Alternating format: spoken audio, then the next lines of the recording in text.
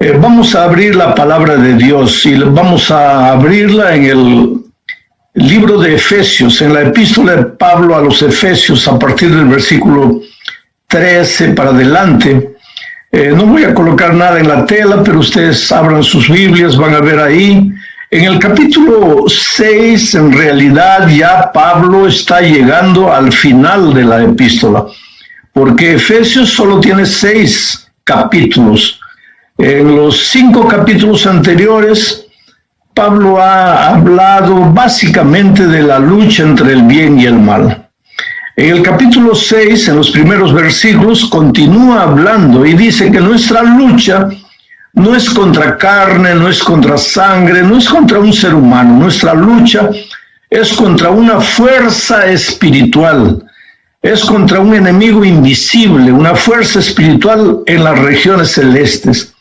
Por lo tanto, mis hermanos, si nuestra lucha fuera contra un hombre de carne y hueso, tal vez comiendo bastante, alimentarnos bien, estaríamos en condiciones de enfrentar al enemigo y derrotarlo.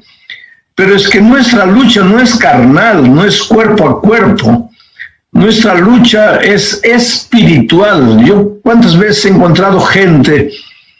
Una vez alguna vez les conté la historia de un borrachito, un hermano que tenía el problema de beber, y cada vez que yo hablaba con él lloraba y se arrepentía y decía: pastor, nunca más, le prometo que ahora sí es la última. Y cuando volvía ya de nuevo había caído en la bebida. Y un día llorando, ese hombre me dijo: pastor, yo quisiera que el diablo sea como yo, de carne y hueso, porque ahí él vería. Yo le daría una zurra tan grande que nunca más me iba a tentar. Pero el bandido diablo, cuando me quiere tentar, no viene como ser humano. Se mete en una botella de aguardiente y ahí, pastor, yo estoy perdido.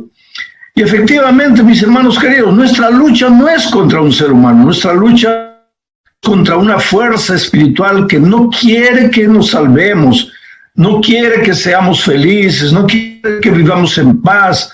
Entonces va a venir a uno en forma de bebida, al otro en forma de cigarro, al otro en forma de droga, al otro en forma de promiscuidad. En fin, el diablo va a tomar el disfraz que quiera. Su objetivo es que tú no te salves, que tú perezcas en esta tierra. Su objetivo es hacer sufrir al Señor Jesucristo, porque cuando tú caes, quien sufre más que tú es el propio Señor Jesucristo, porque Él te ama. Tú eres precioso a sus ojos y Él quisiera verte victorioso, pero a veces tú caes y no consigues levantarte. Entonces Pablo en el capítulo 6, en los primeros versículos, está hablando de esa lucha terrible. Y a partir del versículo 13, él comienza a dar el remedio para fortalecernos y enfrentar al diablo. Y él presenta 7 armas. No voy a leer el texto, pero tú puedes leer ahí. 7 armas, y yo voy a tomar solo 3 de esas 7 armas que él presenta, que él le llama la armadura de Dios. Esas 3 armas que yo voy a mencionar son el estudio diario de la palabra de Dios, la oración en todo tiempo, permanentemente. Tienes que aprender a vivir todo el día en oración. El otro día alguien me dice: pero pastor, si voy a orar todo el día, ¿a qué hora voy a comer? ¿A qué hora me voy a bañar? ¿A qué hora voy a trabajar? ¿Voy a estudiar? ¿A qué hora voy a dormir? Pues querido, tienes que aprender a comer con Cristo, a estudiar con Cristo, a trabajar con Cristo, a dormir con Cristo. Tienes que acostumbrarte, tienes que habituarte a vivir con el Señor Jesús en espíritu de oración. Mientras vas yendo a tu trabajo, conversando con Dios, mientras estás cepillando la madera, conversando con Dios, mientras estás cosechando la alchacra, conversando con Dios, en todo momento conversando con Dios. Entonces, las 3 armas son el estudio diario y permanente de la Biblia, la oración en todo tiempo y la testificación. Quiere decir, salir, buscar una persona y traerla al Señor Jesucristo. Después salir, buscar a otra persona y traerla al Señor Jesucristo. Estas 3 cosas, el estudio de la Biblia, la oración y el traer otra persona para Cristo, separadas, no funcionan.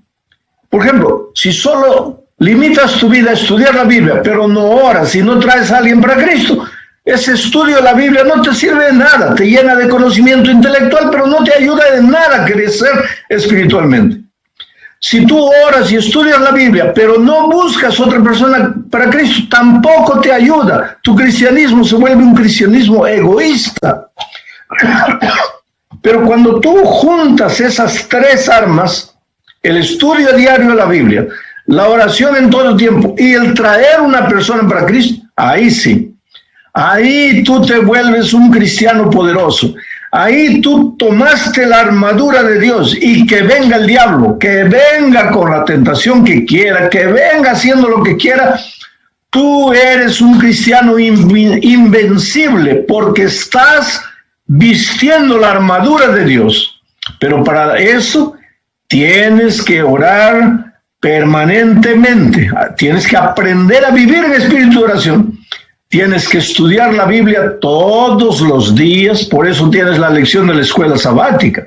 La lección de la escuela sabática es para estudiarla todos los días, meditando, hablando, reflexionando, pensando con Dios. Algunos, ustedes saben que yo tengo un comentario de la lección de la escuela sabática ahí en YouTube. Algunos hermanos solo miran el comentario y ya está tranquilo. No, hermanos. Ese comentario no es para sustituir tu encuentro personal con la palabra de Dios.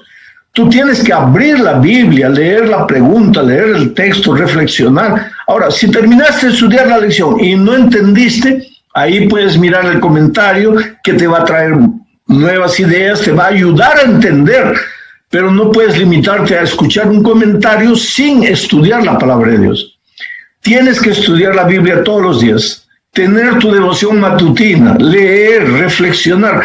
Quiere decir, tienes que alimentarte de la palabra de Dios. En segundo lugar, tienes que aprender a vivir en espíritu de oración, conversando con Dios en todo tiempo.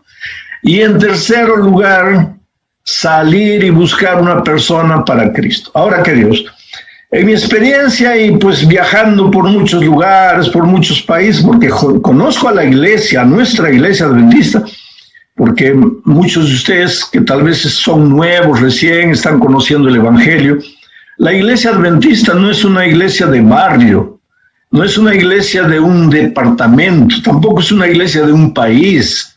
Ustedes son muchos y una grande iglesia ahí en Bolivia, pero la iglesia adventista no es solo Bolivia. La iglesia adventista existe en 208 países. En el mundo solo hay 238 países y en 208 hay presencia adventista.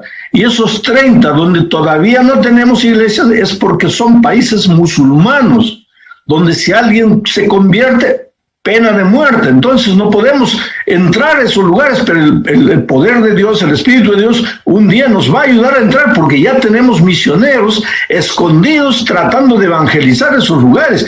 Y cuando tengas tu momento de oración, ora por esos pastores. Yo estuve el otro día en un país musulmán de esos, donde el pastor está ahí, pero para todos los efectos él es entrenador de fútbol.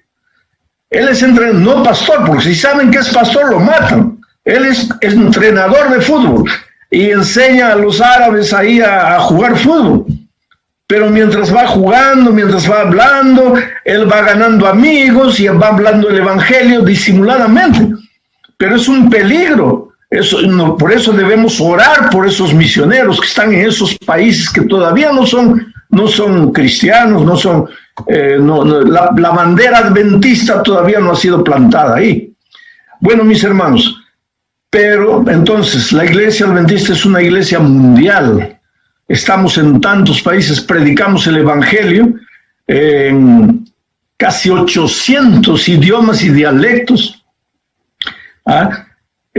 Tenemos diferentes banderas, escudos, idiomas, razas, pero todos tenemos la bendita esperanza. Vamos a decir que un día estás perdido en Ucrania. Mañana tengo un seminario con los hermanos de Ucrania. Vamos a decir que un día estás perdido en Ucrania, no hablas nada, no sabes nada, no puedes comunicarte, estás muriendo de hambre, te han robado, no tienes dinero, espera que llegue el sábado, búscate una iglesia adventista y entra ahí, y aunque sea con señales, diles que eres adventista, comienza a cantar un himno, porque ellos cantan los mismos himnos que tú cantas en Bolivia, ellos cantan allá. Entonces ellos te van a, cuando descubran que eres miembro de la iglesia, te van a abrazar, te van a ayudar, porque somos una familia mundial. Ahora, nosotros tenemos que continuar predicando el evangelio, pero conociendo el mundo, conociendo a los hermanos, he llegado a la siguiente conclusión.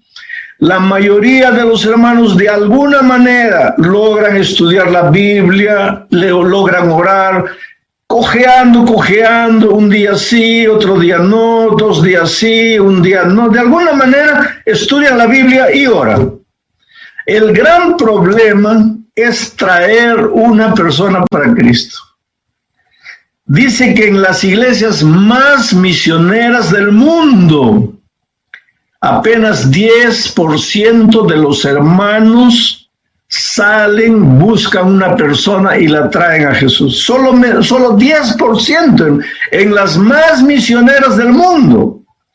Yo no sé si Bolivia es la iglesia más misionera del mundo, pero si fuera la más misionera del mundo, apenas 10 de cada uno, o 10 hermanos de cada 100, deben estar saliendo y buscando personas para Cristo. Entonces, algunos hermanos se quejan conmigo y dicen, pastor, es que nadie me escucha, es que nadie quiere, yo invito, pero nadie viene, yo hablo, pero nadie me hace caso, pastor, yo no sé qué hacer. No es por falta de voluntad, es porque es muy difícil, pastor. Bueno, eso es interesante, creo, porque cuando yo voy a Europa, los hermanos en Europa dicen, pastor, aquí este país es agnóstico, aquí en estos países todos son ateos, aquí nadie quiere. Ahí cuando yo me voy a Brasil, que es mi país donde yo vivo, ¿no? Aquí me dicen, no, pastor, pero es que aquí todos solo quieren samba y fútbol, aquí nadie quiere escuchar la palabra de Dios. Ahí me voy a Estados Unidos, ahí los hispanos me dicen, no, pastor, aquí todos vienen a trabajar, a ganar dinero, aquí nadie quiere escuchar la palabra. Me voy a México, oh, pastor, aquí todos son adoradores de la Señora de Guadalupe, aquí nadie quiere. Ahí me voy a La Paz. No, aquí es el gran poder, la fiesta, aquí nadie quiere. Y en todos los países los hermanos tienen el argumento, aquí nadie quiere, aquí no se puede, aquí es muy difícil. Pero hermano querido, si fuera muy difícil, Dios no nos hubiera dado la misión.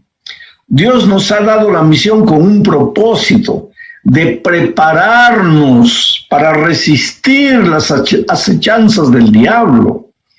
Yo siempre digo que para Dios predicar el evangelio no sería problema, Dios es Dios. Si Dios quisiera, en un segundo, el mundo todo está evangelizado. Dios es Dios. Él puede hacer un milagro. Entonces, ¿por qué nos dio el trabajo a nosotros? Porque nosotros necesitamos predicar el evangelio para crecer espiritualmente. El hermano que no sale, que no busca una persona para traerla a Jesús, no va a crecer espiritualmente. Y si no crece, es un enano espiritual. Se va a perder, va a morir. Así como tú para vivir necesitas comer, necesitas respirar y necesitas moverte, en la vida espiritual para vivir necesitas comer la palabra de Dios. Necesitas respirar a través de la oración y necesitas moverte a través del trabajo misionero, salir, buscar otras personas y traerlas para Jesucristo. Hay personas que nunca han pasado 5, 10, 20 años en la iglesia, nunca han traído una persona para Cristo. Oh, querido, eso es triste. Y el argumento es que no se puede. Y yo te voy a mostrar esta tarde que es la cosa más simple. Traer una persona para Cristo es una cosa fácil, pero hay que conocer el secreto. Y te voy a mencionar 2 secretos esta tarde, para que tú veas cómo es fácil traer una persona para Cristo. 2 secretos. Primer secreto, si no sabes esto, No te va a resultar fácil el trabajo, pero tienes que entender el primer secreto. En este mundo nadie, escúchame, nadie quiere cambiar de religión. Nadie. Yo te pregunto a ti, ¿tú quisieras dejar de ser adventista y volverte católico? No. ¿Tú quisieras cambiarte de iglesia? No. Claro que no. ¿Y por qué tú piensas que el católico sí quiere cambiar de iglesia? ¿Que el bautista quiere cambiar de iglesia? ¿O que el ateo quiere dejar de ser ateo? Es una ley de la mente, querido. Está probado que en este mundo nadie quiere cambiar de religión. Con raras excepciones, pero excepciones son excepciones. Por regla general, nadie quiere cambiar de religión. Por lo tanto, si tú te acercas de una persona para querer cambiarle la religión, para decirle, tú estás equivocado, mi iglesia es la verdadera, ya estás mal. Porque la persona te va a cerrar su corazón, no te va a escuchar, no te va a hacer caso. Por eso es que en muchas casas, en la ventana de la puerta, en la ventana, tú ves una calcamonía que dice, este hogar es... ¿Y por qué está esa calcamonía ahí?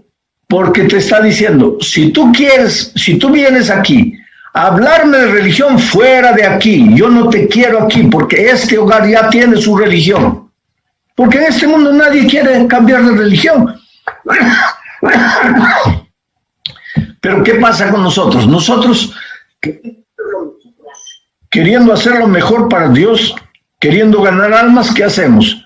Nosotros nos vamos directo a hablar de religión para las personas. Y ahí pues no nos hacen caso. Y ahí tú te desanimas, vuelves triste porque nadie te hace caso, nadie viene, invitas a las conferencias pero nadie viene, ofreces estudio bíblico pero nadie quiere, con raras excepciones, vuelvo a repetir. Entonces, mi pregunta o la pregunta que tú me harías es la siguiente, pastor, entonces si nadie quiere cambiar de religión, si nadie quiere hablar de religión, ¿cómo es que voy a traer a una persona para Cristo? Ahí viene la segunda ley de la mente que quiero que coloques en tu cabeza. En este mundo las personas solo siguen a sus amigos. Primero, en este mundo nadie quiere cambiar de religión. Segundo, pero en este mundo las personas siguen a sus amigos. Te hago una pregunta. ¿Quién lleva a los jóvenes a las drogas? ¿Quién los lleva? Los amigos. El otro día, cuando digo, puede ser ayer, puede ser años, pero hace unos 4 años, en Francia, unos terroristas hicieron explosionar una bomba en el tren, en el metro, ¿no? Y mataron a 2 terroristas, uno escapó y lo agarraron cuando ya estaba pasando la frontera de España con Marruecos, ahí lo prendieron. Y este muchacho triste, ya preso, porque él era hijo de papás marroquíes de Marruecos. Los papás pensaban que su hijo estaba en Francia estudiando medicina. Pobrecitos ahorrando dinero, le mandaban dinero a Francia con el sueño, mi hijo va a volver un día médico, nos va a ayudar. Y el hijo terrorista en Francia. Pero cuando lo prendieron, ese muchacho dijo a los padres llorando, papás, perdónenme. Yo no fui para ser terrorista, yo fui a Francia para estudiar medicina. Me matriculé en la universidad, estaba estudiando medicina, pero me sentía solo, no tenía amigos. Y de repente apareció un muchacho y se me hizo amigo, me ayudaba, me invitaba a comer. Con el tiempo se me hizo un hermano, el hermano que yo nunca tuve. Ese muchacho era un hermano para mí. Y cuando ya me había conquistado el corazón, cuando ya era mi amigo, disimuladamente me empezó a hablar del terrorismo y me convenció. Si él hubiera llegado diciendo que era terrorista, yo ni hubiera hablado con él, pero él me conquistó el corazón, después me dijo que era terrorista, me comenzó a convencer y ahora acabé siendo terrorista. ¿Te das cuenta, querido? Nadie quiere cambiar de ideología, de pensamiento, de religión, pero todos hacen caso a sus amigos. Entonces, si tú quieres traer personas para Cristo, en lugar de salir y hablar de religión, hablar de doctrina, querer dar estudios bíblicos, sal y hazte amigo de las personas. Conquista el corazón de las personas, cautívalas para Cristo. Y una vez que les has conquistado el corazón, ahí tú vas a ver que las personas solitas te van a preguntar, ¿quién eres tú? ¿Por qué eres así? Te voy a contar una historia que sucedió la semana pasada. Mira, la semana pasada, y sucedió aquí con mi esposa, aquí en Brasil. Ella estaba saliendo del banco y vio sentada una mujer joven con un niño que lloraba, un bebito que lloraba. Y entonces mi esposa se acercó, no la conocía nada. Podría haber pasado tranquilo, ella agarrado su carro y salir. Pero cuando vio a la muchacha llorando con el niño en los brazos, se acercó y le dijo, ¿necesitas ayuda? ¿Qué te pasa? Y ella dijo, no, es que mi niño está cansado y no sé qué hacer y mi esposo no llega, pero ya está viniendo. Él viene para recogerte, porque si tú quieres, llámale a tu esposo, dile que ya no venga y yo te llevo a tu casa. Dime dónde es tu casa y yo te llevo, ven al carro. Y entonces ella llamó al esposo, el esposo no la atendía y entonces mi esposa le dijo, de todas maneras entra al carro, vamos, yo te llevo y ya en el camino vas intentando llamarle. Y cuando entró al carro, se acomodó toda la señora, apareció el esposo y no tenía carro, apareció de taxi. Y entonces mi esposa le dijo, ya se identificó con la esposa de él y todo, y mi esposa le dijo, pero mira, ya estamos aquí, tu esposa ya está en el carro, entra tú también, yo los llevo a la casa, dispensa el taxi. Y fue así, dispensaron el taxi. Mi esposa lo llevó a él, a la esposa y al niñito a la casa de ellos. Mira, y tranquilo, al llegar allá, hizo una oración con ellos, porque ellos dijeron que el niño estaba medio enfermo, entonces ella hizo una oración, les dijo, ¿ustedes me permitirían hacer una oración por la salud del niño? Oraron y todo. Se quedaron ahí. 2 días después, el muchacho la llamó a mi esposa y le dice, señora, he estado pensando estos 2 días. Su actitud me causó mucha extrañeza.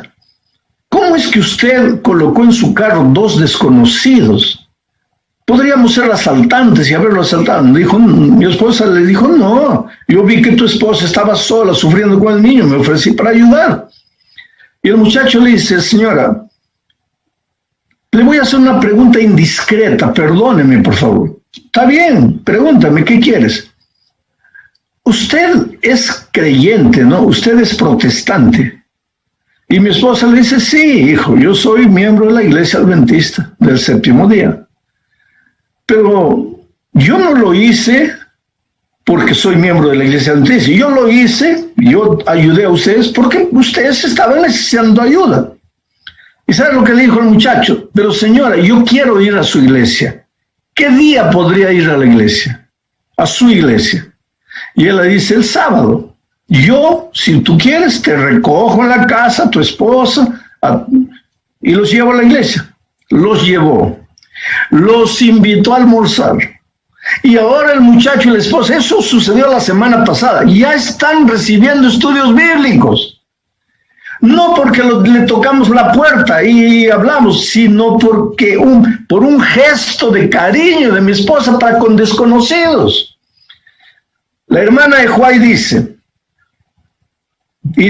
así, el método de Cristo es el único que nos dará resultado para traer a otras personas para Cristo. El método de Cristo es el único. ¿Y cuál era el método? Era, primero, el Señor se relacionaba con las personas como quien quería hacerles el bien. No como quien quería ganarlas para su iglesia, no como quien quería bautizarlas, no como quien quería cambiarlas de religión. El Señor se relacionaba con las personas como quien quería hacerles el bien. Ahora yo te pregunto, ¿a quién no le gusta que se le haga el bien? A esa parejita de jóvenes les gustó que mi esposa le hiciese el bien. Segundo, el Señor les mostraba simpatía. Tercero, les ayudaba en sus necesidades. Cuarto, se ganaba la confianza. Y quinto, les decía, sígueme. Y las personas les seguían. Ahora, ¿qué hacemos nosotros? Nos comemos el paso 1, el paso 2, el paso 3, el paso 4, tocamos la puerta de un desconocido y le decimos, ven a las conferencias. Y no viene. ¿Por qué? Porque no estamos siguiendo el método de Cristo. Entonces yo te desafío, sale esta semana, hazte amigo de las personas, de tu vecino, apréndete cómo se llama, cómo es su nombre, cuándo es su cumpleaños, el día de su cumpleaños, llévale un chocolatito de regalo, en fin, ayúdale en todo, hazte amigo, que la persona sienta que tú te interesas, y la persona solita te va a preguntar quién eres, solita te va a pedir oración, solita te va a pedir ayuda, y tú vas a poder hablar de Jesucristo. Ahora, querido, si eres especialista tocando las puertas y dando estudios bíblicos, sigue adelante. Si eres especialista predicando en grupos pequeños, sigue adelante. Usa el método que tú quieras. Si tú eres preparado, tienes el don para eso. Pero yo estoy hablando para la mayoría de los hermanos que tienen miedo de dar estudios bíblicos, tienen miedo de predicar, tienen miedo de tocar puertas de desconocidos. Entonces, hazte amigo de las personas. Porque ¿quién tiene miedo de hacerse amigo de las personas? Nadie. En este tiempo de pandemia, en este tiempo de mucha necesidad, mucha gente ha perdido el empleo. Prepara un plato caliente de comida. Nunca des a tu vecino, a alguien lo que sobra. Prepara un plato de comida, separa recién cocinado, separa un plato caliente, lleva a tu vecino con todo cariño. Mira, te estoy trayendo este chairo, en fin, cualquier cosa, comida rica, llévale, muéstrale amor, cariño. Si sabes preparar un pan integral, prepara, llévale a tu vecino, gánate el corazón. Después viene la evangelización. Dice alguien que primero la persona tiene que querer seguirte a ti, después va a querer seguir a Jesús. ¿Por qué? Porque a ti te conoce, pero a Jesús no conoce. Entonces acepta este desafío. Ahora, queridos, yo quiero desafiarlos porque ustedes, de aquí hasta septiembre, que es la fecha cuando yo estaré 4 días con ustedes predicando todas las noches, de aquí hasta allá tú busques amigos, conquistes amigos. Aunque todavía no hayas comenzado a dar estudios bíblicos, de repente ya tuviste tiempo para dar estudios bíblicos, pero aunque todavía no hayas estudiado la Biblia con ellos, ya debes haber conquistado el corazón. Y entonces invítalo a conectarse a la campaña que será online también así. Siéntate con él, al lado de él, prende la computadora, miren el programa o llévalo a tu casa, al grupo pequeño, en fin. Pero en Bolivia queremos tener unos tremendos días de cosecha, cual nunca fue visto antes. Yo creo que el diablo ya ha inventado esta pandemia queriendo frenar la evangelización. Pero el tiro le ha salido por la culata, porque yo acabo de terminar la semana que pasó una campaña evangelística en México. 1 millón de personas recibieron la palabra de Dios durante esa semana. 1 millón de personas. Yo ya he predicado al vivo en estadios, pero el estadio más grande donde prediqué debe haber sido República Dominicana, donde prediqué para 100,000 personas. Pero ¿cuándo pensé predicar para 1 millón de personas al mismo tiempo? Pero la tecnología online, los canales de comunicación, YouTube, Facebook, 1 millón de personas. Ahora, si ustedes se movilizan, si ustedes trabajan, van de aquí para allá, buscan amigos, yo creo que en septiembre nosotros tranquilamente podemos alcanzar miles y miles de personas ahí en Bolivia con el Evangelio. Muchos que ya estudiaron la Biblia tomarán su decisión, porque voy a ser llamados para el bautismo, llamados para entregarse a Jesucristo. y muchos que todavía no han conocido, y ahí escucharán la palabra de Dios, se entregarán a Jesucristo, y la cosecha después será abundante en el resto del año. En fin, queridos, coloquen la vida en las manos de Dios. Déjense usar por el poder de Dios. Sean hombres y mujeres de oración. Fortalezcanse espiritualmente. Tomen la armadura de Dios para resistir al mal. Y que Dios les bendiga ricamente. Aunque yo no los estoy viendo, yo quisiera hacerles una pregunta. ¿Cuántos de ustedes quisieran decir en su corazón esta tarde: Señor, ayúdame a ser un instrumento para traer muchas personas para la campaña? ¿Quieren levantar la mano ahí donde están? Pues que Dios les bendiga, queridos. Un gran abrazo para todos ustedes ahí. Si tienen alguna pregunta que quieran hacer, pastores, ahí, yo en 5 minutos puedo responderles alguna cosa aquí. Vamos a orar. Padre amado que estás en los cielos, hay miles de personas conectadas en este momento, recibiendo inspiración para el trabajo previo a la semana de cosecha que tendremos más adelante.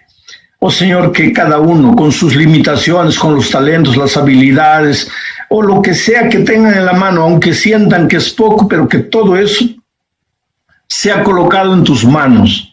Y tú, Señor, usa lo poco o lo mucho con poder.